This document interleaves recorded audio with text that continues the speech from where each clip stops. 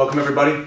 I'm on behalf of the campaign against Proposition 64 and SAM Action. Wanted to welcome everyone here for a viewing of the Spanish language advertising that's going to be on broadcast television in the Los Angeles area over the next week or so. It will air tomorrow and run for a number of days. Basically, the ad is focused on the preoccupation and the concern that the Latino community has, particularly the Latino community in the Los Angeles area, has with respect to the legalization of recreational marijuana in Proposition 64. Let's roll the video first, and then I'll discuss a little bit more what this means in terms of Prop 64 and the Latino community in general. Could you do that same intro, same in Spanish? Sure, por supuesto. Where's your name, sir? Oh, I'm Jeff Zinsmeister. I can give you a card as well if you'd like. Well, that's fine. That's fine. Okay. Bueno, bienvenidos a todos. Gracias por su presencia. Estamos aquí para presentar por la primera vez una publicidad en contra de la Proposición 64 que muestra en español, pues, que va a ser diseminado por las redes de televisión en la próxima semana, que demuestra la preocupación que tiene la comunidad latina en California en términos de la legalización de la marihuana, así llamada recreativa, y sus impactos en la comunidad latina y en las personas de color en todo el estado. Entonces, primero vamos a mostrar el video y luego voy a hacer unos comentarios al respecto. Gracias. How long is the video, Luis? 30 segundos. It's about 30 seconds. La Proposición 64 permitiría dulces de marihuana hacer objeto de publicidad en la televisión. ¿En serio? ¿Cuál chocolate es real? ¿Cuál tiene marihuana? Los niños no pueden ver la diferencia. La Proposición 64 permitiría dulces de marihuana hacer objetos de publicidad en la televisión. En programas que los niños ven. No podemos permitir que nuestros niños se pongan en riesgo. No. No. No a la Proposición 64.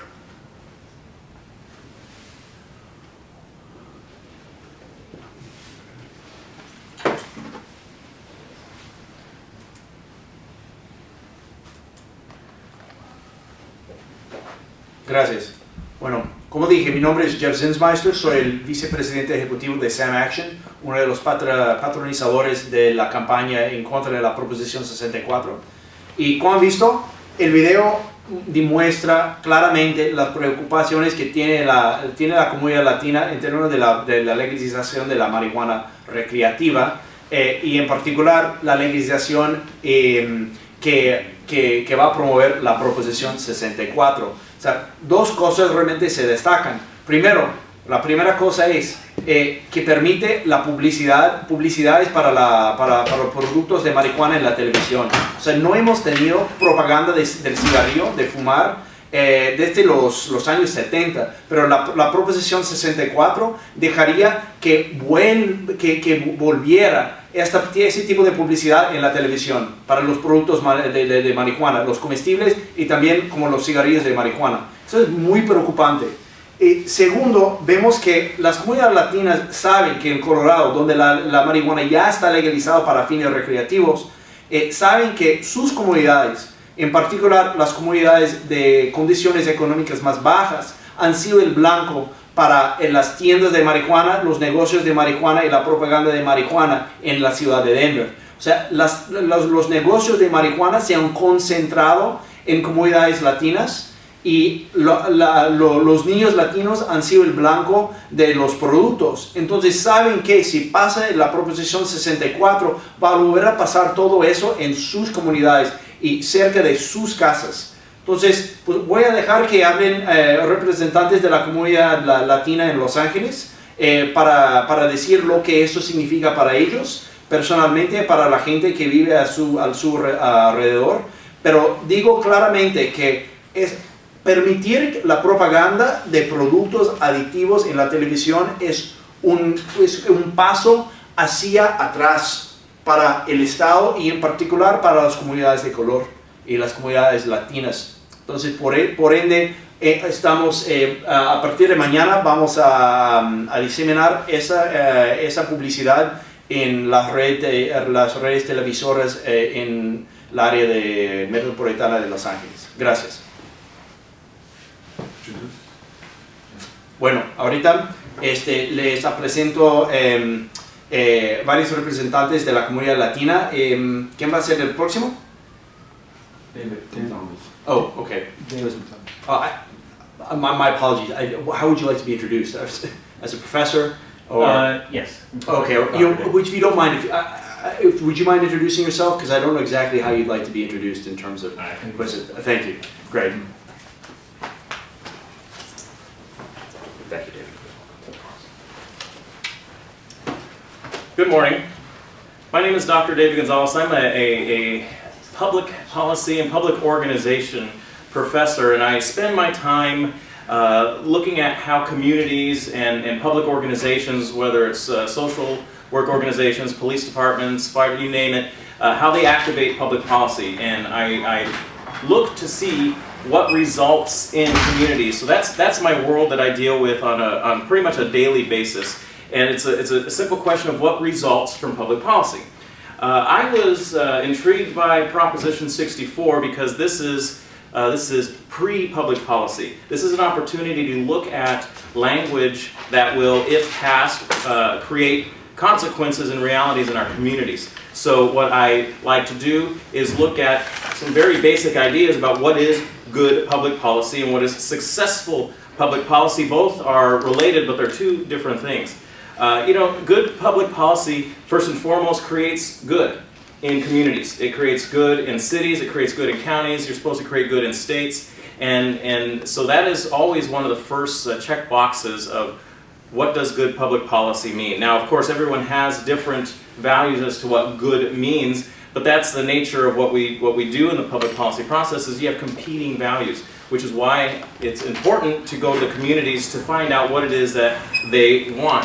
So remember, good public policy takes into account what a problem is. So when I looked at the language of Prop 64, my first question as someone who analyzes public policy language is, what is the problem that this policy is supposed to be fixing? And I have some interesting questions that result in that area, because most of our public policy, public policy does one of two things. It encourages behavior or it keeps you from doing something behavior.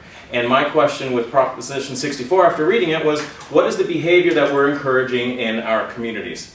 I want to talk a little bit about what successful public policy is as well. Successful public policy, and I'm not sure that Prop 64 meets this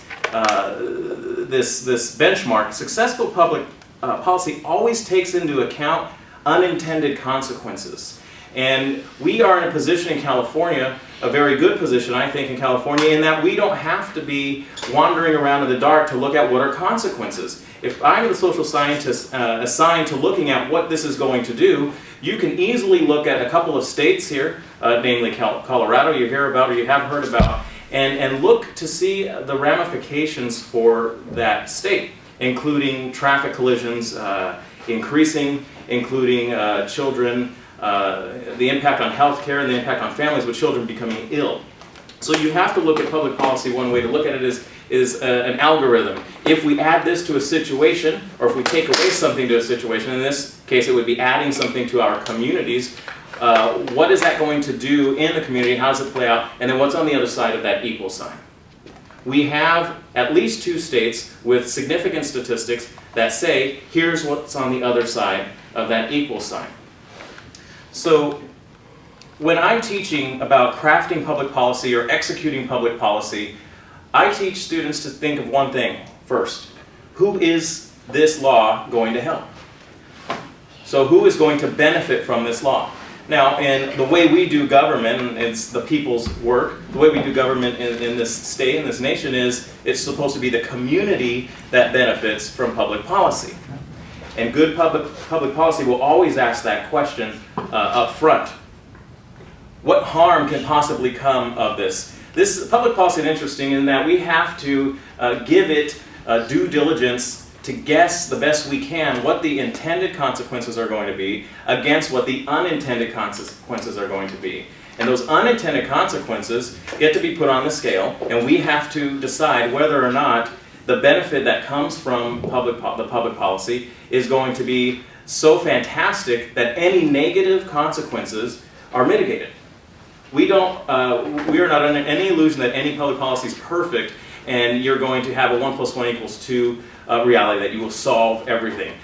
Our goal, good public policy, always takes into account negative impact to communities, always to communities. And so the question remains with this proposition, at the very least, is it consistent with what communities want? Remember, this is a state law. And so what that means is communities will lose an ability to make decisions because it's a state law. So good public policy, and I'll end with this, and if there's any questions I'll take them, good public policy has to take the communities that are impacted into consideration. Now, I've had an opportunity to do some action research. I'm out in some of the communities here in the southeast area of Los Angeles County, and there's a lot of questions among the constituents that I get to meet. And they are surprised sometimes at the fact that they will lose some sort of control to say no and that sort of thing. So a big question for me with Proposition 64 is, how does it create good?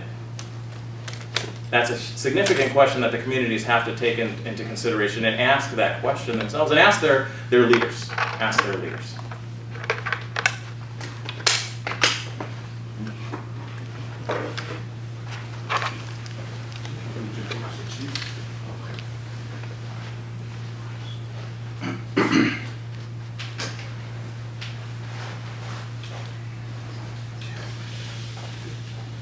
Now I'd like to ask Dave McGill, Deputy Chief in the City of Newport, who's to come say a few words as well. Thank you. Appreciate it.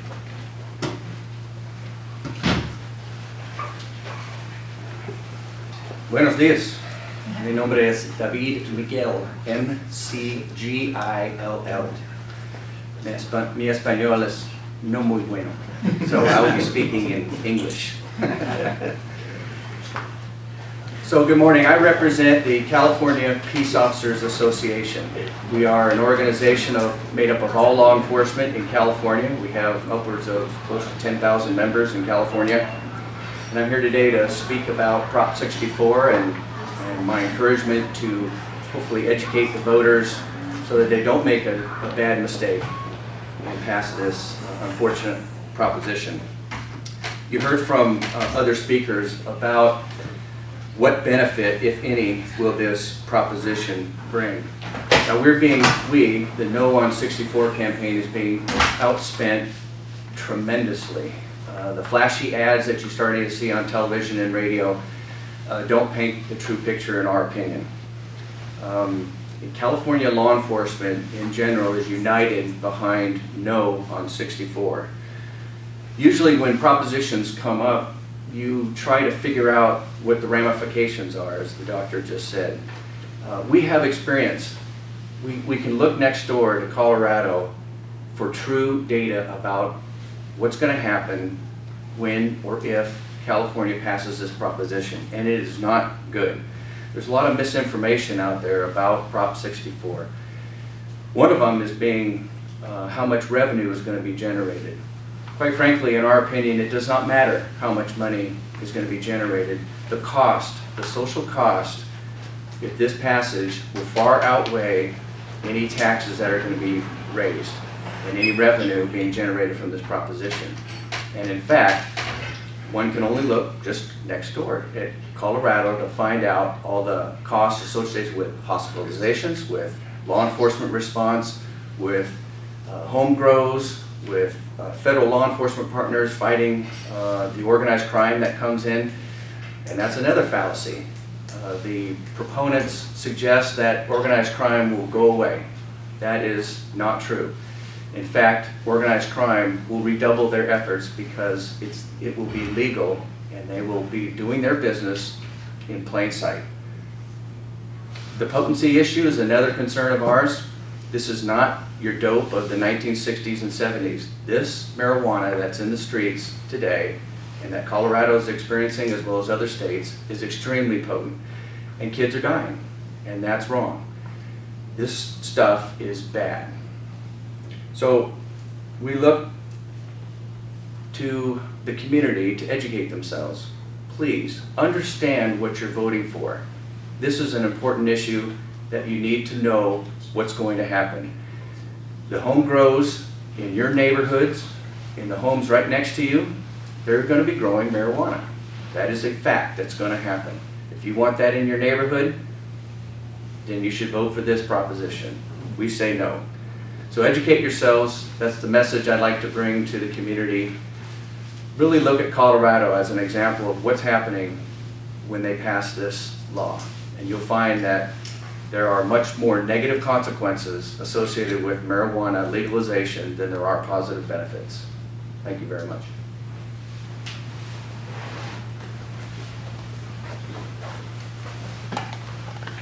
Muchísimas gracias. Ahora tengo el gusto de presentar el señor Octavio Martinez, es el director el director ejecutivo, ¿cómo se dice? El director de la recaudación de fondos del Star of Hope, que es una organización para fines humanitarios, y también un residente de una comunidad latina aquí en la área metropolitana de Los Ángeles. Por favor, señor Martínez. Muchísimas gracias. Adelante. Voy a hablar poco y corto. Voy a decir primero en español, entonces en inglés. Voy a hablar a las gentes que tienen niños, padres como yo, abuelitos como yo, tíos y tías como yo, que esta proporción 64 es mal por nuestros niños. Lo que va a pasar es que nuestros niños van a tener la libertad a comprar, comer marihuana. Y no necesitamos otra razón que nuestros niños están en peligro. Entonces, estoy pidiendo a toda la gente que tiene niños, tíos, padres, si quieres por sus hijos y por la generación que está atrás de nosotros, que votan no en esta proporción 64. Gracias. My name is Octavio Cesar Martinez. I work as a developer, director of development for Star of Hope. I have been a pastor, I am a parent, I am a grandparent, and I realize that Prop 64 is dangerous to our community, period. We can have stats, we can have all sorts of conversation, but first and foremost, it is important for all of us who have children and care for kids to realize that this would put our children in danger, period. It increases the access to marijuana, a very lethal, potent marijuana that would be harmful to the generation coming up behind us. And it is a ludicrous idea to think that we need to give young adults and teenagers and grown men and women another method of becoming intoxicated, driving in our streets, missing school, missing work. There is no benefit whatsoever to have further legalization of marijuana. Prop 64 will not hamper those who need marijuana for medical purposes, but it will poison our communities. Thank you.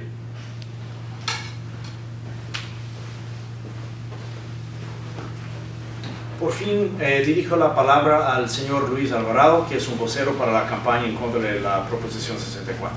Luis. Gracias. A usted. Hablando directamente de la campaña en sí, lo que estamos viendo en estos días de elección son muchos comerciales de televisión con respecto a tantas proposiciones que están en la campaña de este noviembre. Lo que hemos visto también es de que la proposición a favor de esta ley de la 64 está poniendo medias verdades y muchos mensajes que en verdad no nos da la descripción de lo que queremos o el daño que va a causar esta ley en California y en nuestras comunidades. Los argumentos que presentan son de que esta ley va a traer el crimen bajo control, y sabemos, hablando con los jefes de policía del estado de California, que eso no es la verdad. Hemos visto que los números en Colorado, donde esto ya existe, no mienten. Donde el crimen continúa en ascenso, cuando los menores de 21 años que son arrestados por esta ley son generalmente afroamericanos y latinos. Sabemos de que nuestras comunidades son el blanco de este mercadeo, de esta campaña de hacer dinero a costillas de nuestro pueblo. Lo que estamos haciendo hoy, hablando de un comercial que vamos a empezar nosotros, nuestra campaña, a empezar en los medios de comunicación en español, para dar un mensaje que en verdad la comunidad entienda, pueda comprender el efecto que causa esta ley de la Proposición 64. Por eso estamos haciendo hincapié a nuestras comunidades, que pongamos atención, que entendemos de que los medios de comunicación están llenos de mensajes de campaña, pero no hay mensaje de campaña más importante para nuestra comunidad que esta Proposición 64, que trae un veneno, un tóxico, algo nocivo, que va a afectar a nuestra comunidad de forma inmediata y a largo plazo. Y lo que estaríamos haciendo es canjear nuestra moralidad, nuestro compromiso para nuestra juventud, para nuestras familias, por un par de dólares que no vamos a entender y saber a dónde van a parar esos dólares en Sacramento. Por eso es que nuestra campaña presenta estos comerciales donde urge, donde explica el daño que causaría esta proposición en las comunidades urbanas, especialmente aquí en Los Ángeles. Muchas gracias. Yo creo que voy a tomar el momento ahorita para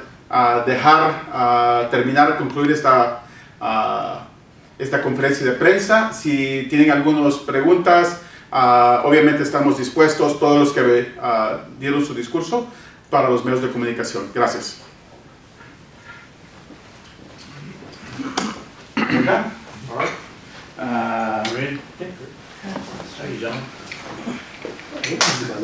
¿Quieres hablar con el pastor?